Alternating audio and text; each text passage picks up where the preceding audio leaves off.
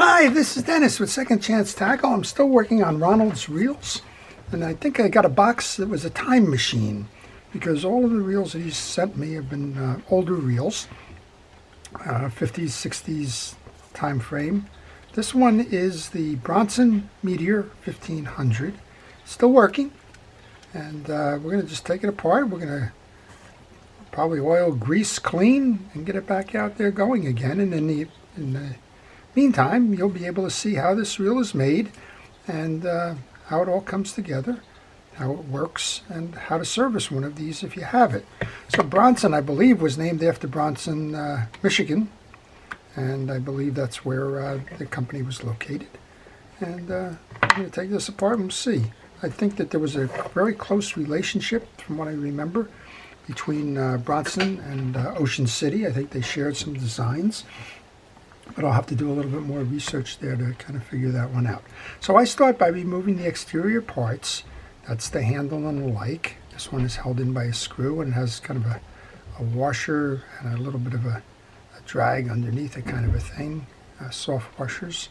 And those are going to go into the tray.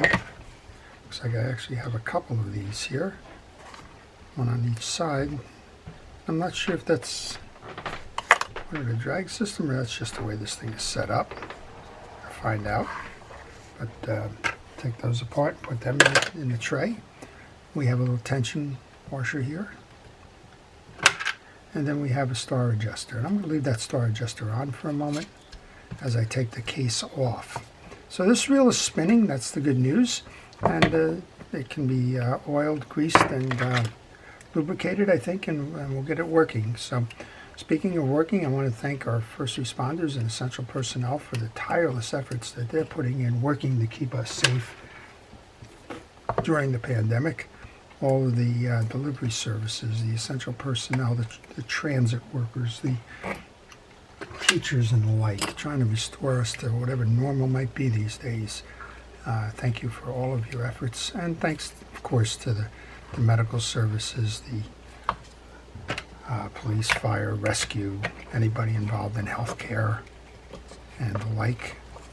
This is how your reel comes off. There's a big gear on here. I'm trying to get that off.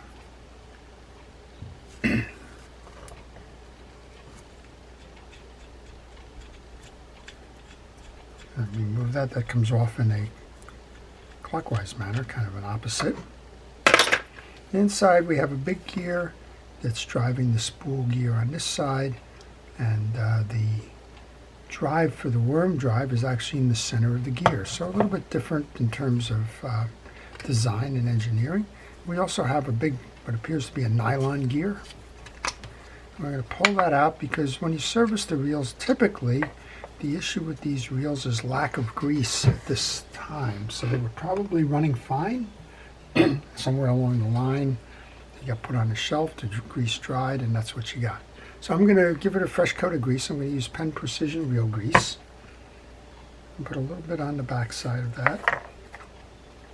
Wipe down the shaft of this one. Again, I like the way some designs are made. So this one is going to be where that slot in the main gear is going to drive the worm gear that's going to drive your line roller. All right, we've wiped it down. We didn't need to do anything beyond that from a cleaning standpoint. Let's get some nice fresh grease there. That'll help the slip and slide. And then we've got to remember which was the front and the back. This is kind of easy because there's an offset cut in there for this. And we want to get grease onto the main gear. So you get a chance to see, kind of looking over my shoulder, the projects that come into my shop. This one came in from Ronald. And if you like reel repair, if you like it as a hobby, if you're kind of thinking of working on one yourself and you want to learn more, then please subscribe to my channel. And if you subscribe, hit the notification button. That way you'll see the reels that I'm posting, and you'll get an opportunity to take a look at which ones you want to view. All right, well, I'm viewing the exterior there as the drag system. There is a star adjuster, And we saw when this came together that we had the adjuster that was on this side, and it came on and it came out in a clockwise manner, so it's going on in a counterclockwise manner. For some reason I just lost my battery. So we have the star adjuster, and we have a tension washer. Then we had the first of those drag washers. These are still in good condition. And we have our handle. You can buff that handle a little bit. There's rust on here. You can't do anything with rust or missing chrome. You can clean it up a little bit, but for the most part you can't restore it. I guess you could send pieces out to be re-chromed or something, but that's pretty expensive, and for the value of the reels it's not an economic thing. I mean, if it happens to be the reel that you grew up fishing with and you wanted to somehow preserve that or put it on a shelf and let others kind of appreciate it, well then certainly you could probably go with the investment. For the most part, beyond that, it's not an investment. This is serving the same purpose as an eared washer. You'll notice it's rounded, so it's not going to turn the handle at all.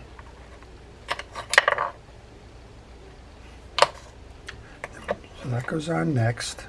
Then the second of these washers goes on, and then the keyed washer goes up top here. Screw in, tighten that down.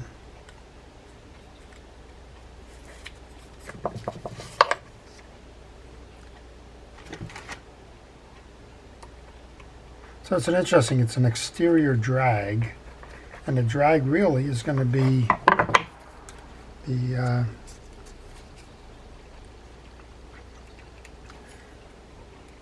compressed. When you turn this to adjust, you're compressing down. When you compress down, that's giving you the ability to turn or not turn your handle. Kind of an interesting way to do it. No difference that way, I guess, than doing it on the back side of a gear, which is the way modern ones are done today. All right, I'm just going to spray both sides of these knobs with some penetrating oil. We'll take that spool out. And again, this is rusted. There's very little you can do with that. This line is probably half a century old. So I'm going to make sure that Ronald knows to go remove that, unless this, again, is going to be some kind of display model, and he's just going to say that's the stuff that they used to use. When you're getting this rusted and pitted kind of a situation, buff it as well as you can. And it does look like some of this is coming up. So I'm going to use a metal cleaner here. I'm going to use a automotive metal polish that'll take most of this off. And if you ever intend to fish this reel, you want to make sure that you clean that spool as good as you can so that you don't get coarse pitting kind of rubbing against the line, which can cause it to abrade and kind of break free. All right, well, you know what? It did a pretty nice job on that side. Good. Let's do it again on the other side. I'm holding that spool gear on there. So if you have a question on this reel or any reel in terms of maintenance or how to go about servicing it, or maybe you're working on one and you're a little stuck, then if you leave it in the comments section of this video, I'll be happy to try and answer that for you. So we aren't as lucky on this side. This side we've smoothed out, but we weren't able to get down to the original metal. So I will assume that that's more about the rust and the like.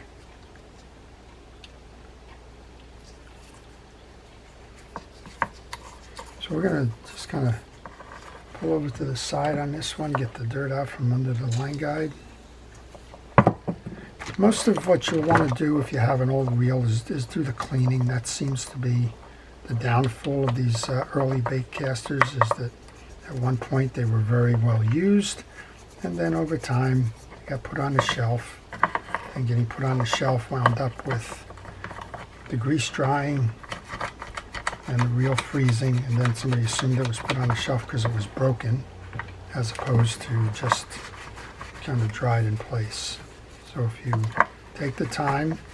Generally, you can restore these reels if they're working from the beginning. If they have broken parts, you're done, because you're not going to be able to find those parts. But if it just happens to be that the reel is turning slowly or poorly, then you've got a good chance at restoring it by getting the old greases and dirts out of there and putting some fresh grease in.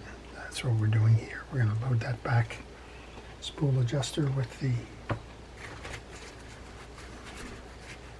greases. We're going to take care of some of that dirt on the side plate there. Push that over. There's a little more dirt. I like to clean as much of these reels as I can while I have them open.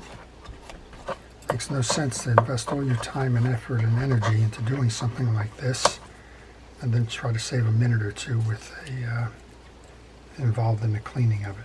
All right, I've just put the line guide back into the track there. I'm going to oil this line guide. We've done what we can do there. This is nylon. I really don't think you need to put any grease on nylon. It won't hurt, but kind of self-lubricating. Put a little bit on there. Make sure you put some on the backs of the spool where those spools are going to go into the side drives. With that done, I'll reinsert the spool. It's got some loose line on it. Make sure that line doesn't get trapped against the side plate. Make sure you can find that tag end after you put the spool in. I get reels in all the time from folks telling me that the reel isn't operating properly. They had it apart and can't figure out why it's not working. Next thing you know, it's that tag end is caught in the inside the spool. All right, here we go. Just line this up with that. That's going to go in the slot, so kind of eyeball it so that you can get it right.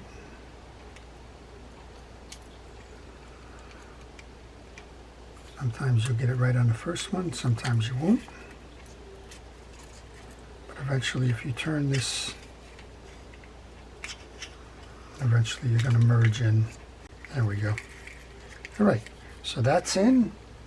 We got a smooth turning reel here. I'll just show it to you in a moment. I just want to put those two side plate screws back in. So if you have a reel that needs to be serviced and you're not up for doing it yourself, then if you contact me by email on the business card that follows, I'll be happy to provide you with reel repair information. So let's just go over what we did. We removed the side plate. We found out we have some nice nylon gears in there. Took the handle off, found out that the drag stack is really on the exterior here. That's kind of unique. Buffed up as much as we could on the metal parts. The age is taking its toll. Some of it doesn't come off, but you did what you could in terms of cleaning it. Certainly cleaned out the line guide area, oiled the worm drive, and re-greased everything, put it back together, and here's what you got. Got one very nice turning reel. Now this one has a spool adjuster, and there you go. So that's your Bronson Meteor. Probably circa 1950s. By the design, it's wonderful. It kind of looks like those 1955, 56, 57 Cadillac kind of cars, right? Got that futuristic, almost spaceship-like design on it. Kind of neat. And this one's in nice condition. You can take this one fishing again. So I hope you've enjoyed it. This is Dennis with Second Chance Tackle. Please stay safe, stay well, stay watching, and have a great day.